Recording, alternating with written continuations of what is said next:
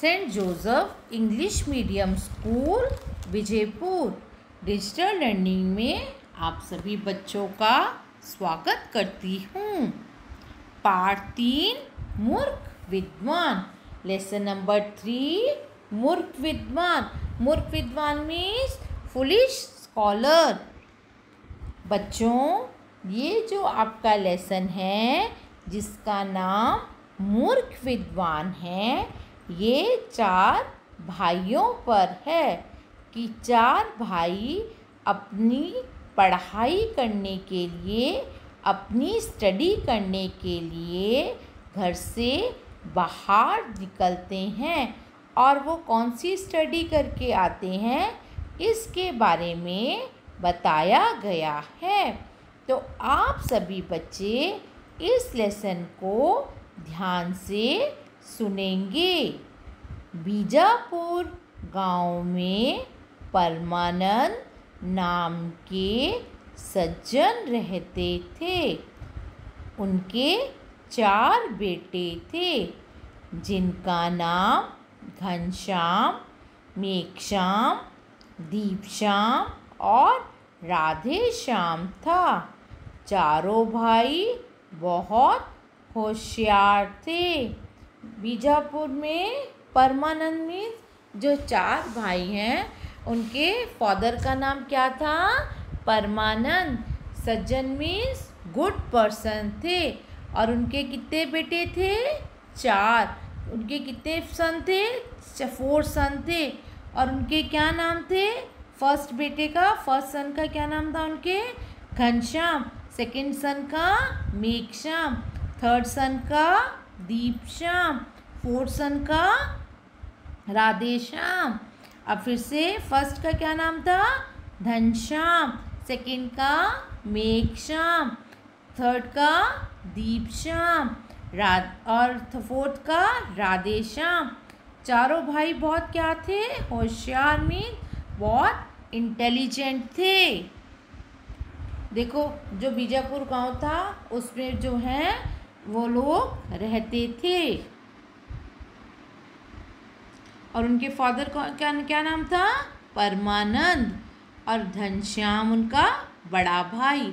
उसके बाद दूसरे नंबर का कौन सा था? मेघश्याम। और तीसरे नंबर वाला कौन सा? दीपश्याम। और सबसे छोटा कौन था? राधेश्याम। तो ये 4 भाई थे ना बच्चों। आगे देखिए, एक दिन चारों भाई विद्या अध्ययन करने के लिए घर से बाहर निकले। चारों भाई चलते चलते एक जंगल में पहुँचे। वह रात उन्होंने उस जंगल में एक साथ गुजारी। बच्चों, जो 4 भाई थे वो विद्या अध्ययन मीन्स स्टडी करने के लिए, पढ़ाई करने के लिए घर से बाहर निकले। और चलते चलते वो कहाँ पहुँच गए? चारों भाई जंगल में पहुँच गए। और एक साथ वो रात को कहाँ ठहरे थे? कहाँ उन्होंने जो है रात गुजारी थी? जंगल में एक साथ जो है रात उन्होंने वहीं पर बिताई थी। चारों भाई देखो एक साथ है ना बच्चों इसमें। दूसरे दिन चारों भाई सुबह जल्दी उठे और 1 वर्ष के बाद उसी स्थान पर मिलने का वादा करके अलग अलग दिशाओं में चल पड़े। नेक्स्ट डे बच्चों, चारों भाई क्या हुआ? सुबह जल्दी उठे और 1 वर्ष मीन्स 1 ईयर के बाद, 1 वर्ष किसको बोलते हैं? 1 ईयर के बाद उसी स्थान पर, उसी प्लेस पर वादा मीन्स प्रॉमिस करके अपनी अलग अलग मीन्स डिफरेंट जो है अलग अलग दिशाओं में अलग अलग जगह पर चल पड़े।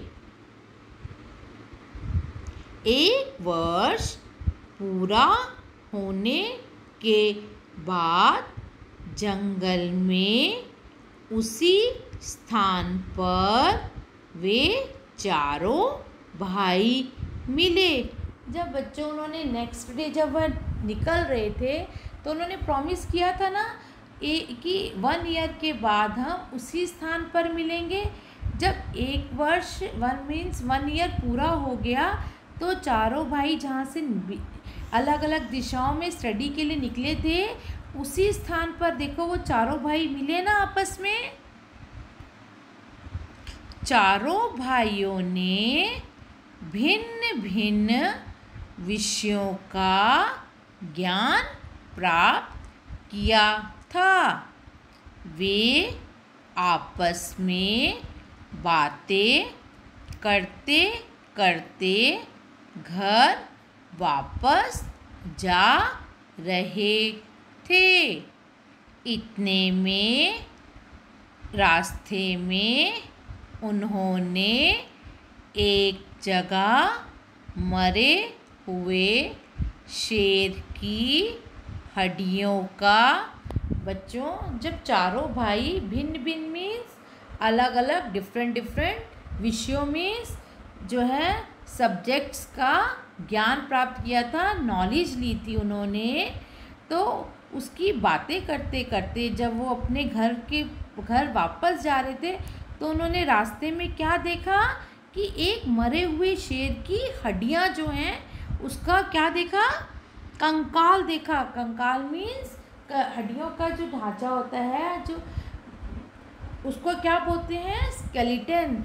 तो उसको देखकर तुरंत घनश्याम बोला मैं अपनी विद्या से इन हड्डियों से शेर का आकार बना सकता हूँ।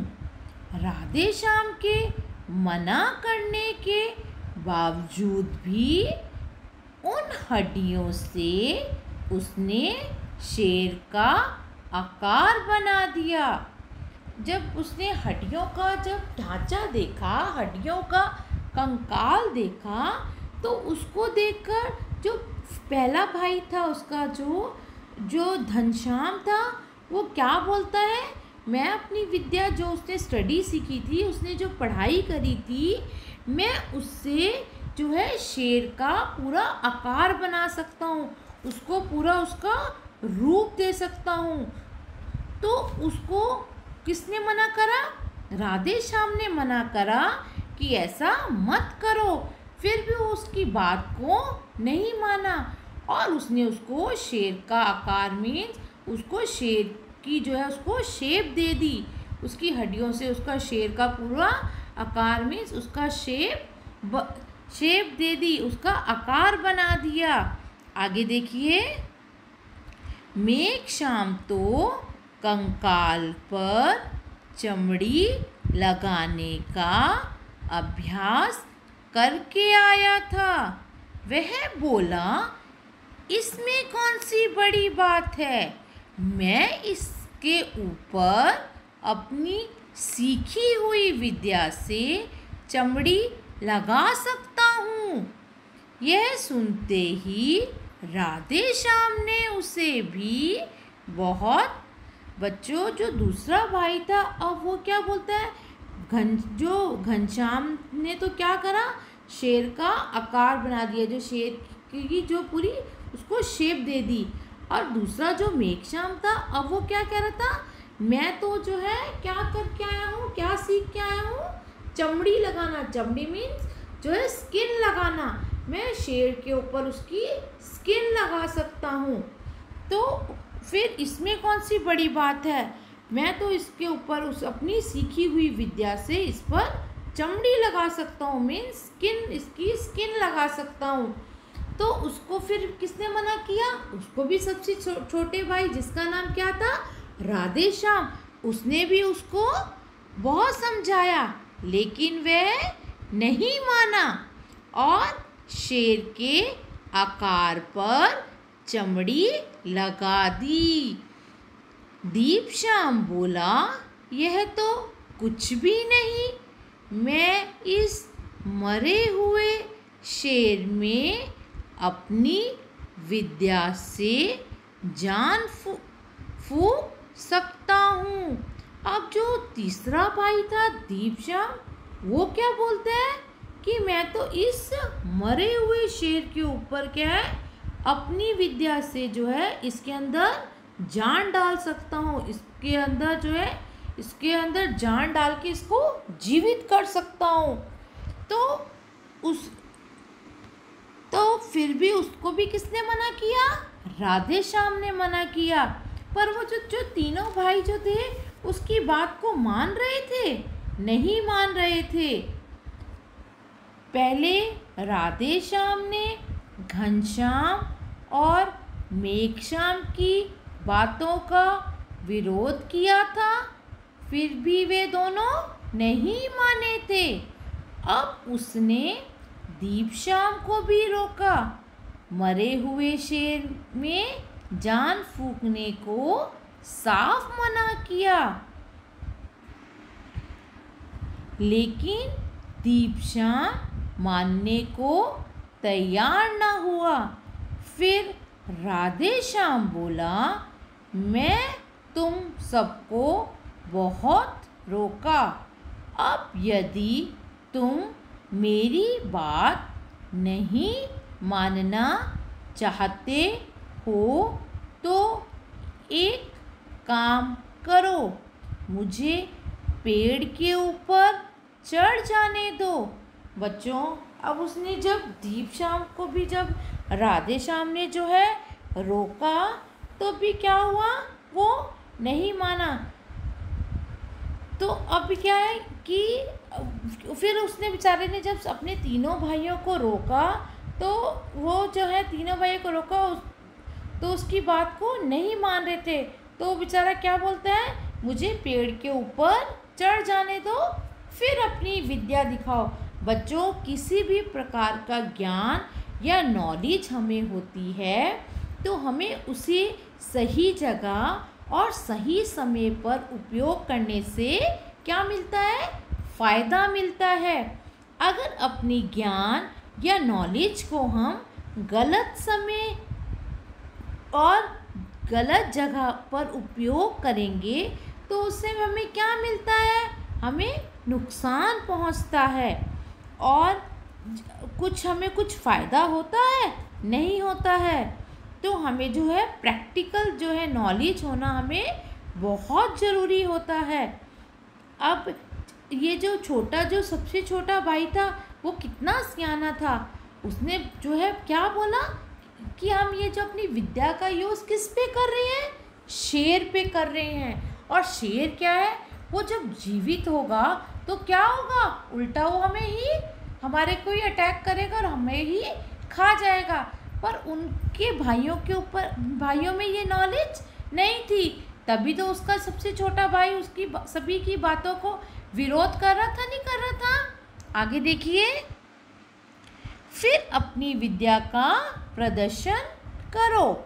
सबने इसके लिए हामी भरी। राधे श्याम पेड़ पर चढ़कर बैठ गया।